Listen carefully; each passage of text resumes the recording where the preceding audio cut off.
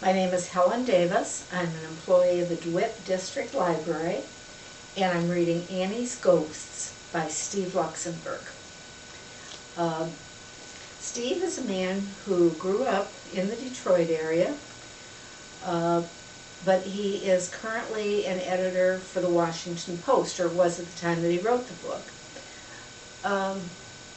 He had a mother who had all her life said, "Oh, I was an only child," and she was somebody who very rigidly enforced truthfulness on her family. But in 1995, she's elderly, and the family's helping her with her health care issues. And she mentions casually to a doctor, "Oh yes, I had a sister who was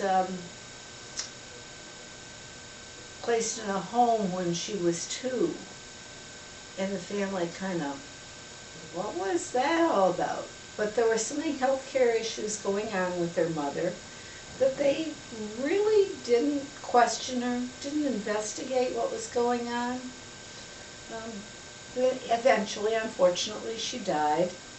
And when the family is going through papers and working on the estate, they received a bill for 3 graves at a Jewish cemetery in the Detroit area. One of them had been for their mother's parents, but another was for a woman. This began Steve Luxenberg's search. It was about the only concrete evidence he had that this young woman had actually existed. This book is a very elaborate depiction of what handicaps, mental illness meant to especially a poor family from the 1930s on.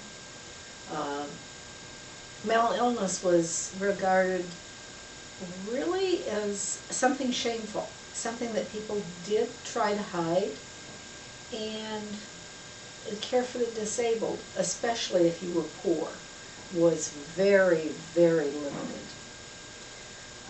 But what Luxenberg learned was that the sister hadn't been institutionalized at 2. She'd lived with his mother and her parents until she was 21. And he began to kind of understand why his mother had denied this handicapped individual. The book is a good portrait of what mental health care was like. I had never heard of the big sanitarium, essentially, where many people were housed in Detroit area, Eloise. This was where his aunt spent much of her life. And she was also still alive for the time that Michigan had some big changes in our mental health care. So the book explores just all kinds of issues. He's a wonderful writer. It became part genealogical hunt, part sociological study, and it's just a fascinating read.